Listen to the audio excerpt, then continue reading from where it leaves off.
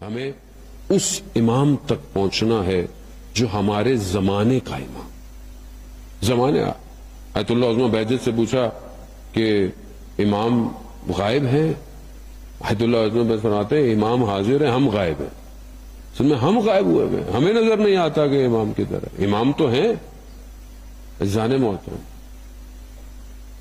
آیت اللہ شمس الدین جو کہ آیت اللہ عظمہ بہجت کے شاگردوں میں سے ہیں، بیان کرتے ہیں اپنی کتاب روزگاران میں کہ رشت میں کچھ تھے جو ہر ہفتے پہاڑ کی چوٹی پر جا کر بیٹھتے تھے خلوت میں، تنہائی میں، دعائے توسل، دعائے نتبہ اور اپنے امام کو یاد کرتے تھے. اور یہ ان کا روٹین سالوں سے چل رہا تھا. اس میں سے کوئی ایک شخص کچھ کھانے کو لے جاتا تھا اور کھاتے تھے، امام کو یاد کرتے تھے. ایک دن یہ جمع ہوئے تھے وہیں، تو دیکھا کہ کوئی اور جوان آیا اور ان کے درمیان میں آ کے بیٹھ گیا. اس نے کہا کہ میں دعا پڑھوں. کہا پڑھیے. دعا ختم ہوئی. کہا کہ آج کھانا میری طرف سے ہو جائے. تو اپنی جو پہنا ہوا تھا ابا اس سے کھانا نکالا. تو جوانوں نے پوچھا کہ آپ کون ہیں؟ آپ کی آواز اتنی دل نشین ہے، آپ کی آواز میں اتنا درد پایا جاتا ہے، ہم اگر آپ سے ملنا چاہیں تو ہم آپ کو کہاں ڈھونڈیں؟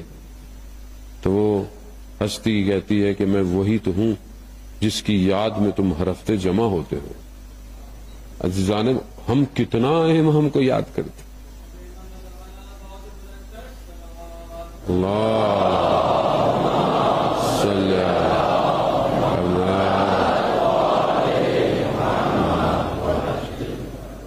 خوب امام سے متوجہ ہوں. عزیزان، امام کو کیا چاہیے؟ ہم کیا دے سکتے ہیں امام؟ امام کو امت چاہیے، امت. جب مولا متقیان کو بھی ظاہری حکومت دی گئی تو امام سے کہا کہ آپ نے پہلے کیوں نہیں قبول؟ کہا میرے بازو کٹے ہوئے. کہا مولا آپ کے بازو؟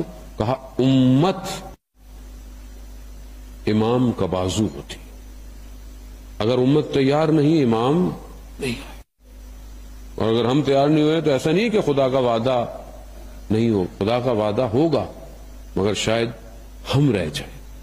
کاروان چل رہا ہے، کشتی آخری زمانے کی تیار ہو رہی ہے. لوگ بعض اوقات مذاق اڑا رہے ہوں گے، کوئی لوگ اس کشتی کو روکنے کی کوشش میں ہے، مگر یہ کشتی تیار ہو رہی ہے. اور یہ کشتی آخری کشتی ہے جو انسانیت کو نجات دے گی. ہمیں اپنے آپ کو اس قابل کرنا ہے کہ جب اس کشتی میں سوار ہونے کا وقت آئے تو ہم اپنے نفسوں کی زنجیروں کو توڑ کر اس کشتی میں سوار ہو جائیں. عزیزان محترم، حضرت نوح کا سگا بیٹا سوار نہیں ہو اس سوچ میں کہ شاید یہ بلندی پہاڑ کی مجھے بچا لے گی، لیکن نہیں بچا سکتی تھی. اس لیے اپنے کسی چیز پر گھمنڈ کرنا، اپنی کسی چیز پر غرور کرنا انسان کو تباہ کر دیتا. انسان ضعیف ہے، انسان کمزور ہے. اگر خدا کا اس کے اوپر فضل و کرم نہ رہے انسان کچھ نہیں کر سکتا. یہ اس کی رحمت ہے جس نے ہمارے عیبوں پر پردے ڈالے ہوئے. یہ اس کی رحمانیت ہے جس نے ہمارے دلوں میں محبت ڈالی ہوئی ہے، ورنہ انسان نہیں. عزاداران محبت، اب کربلا اسی انسانیت کو کمال پر پہنچانے کی داستان. آئے کربلا کے ان شہداء سے توسل کریں کہ یہ اس راستے پر کامیاب ہو گئے اور ہم اسی راستے پر گامزن ہیں.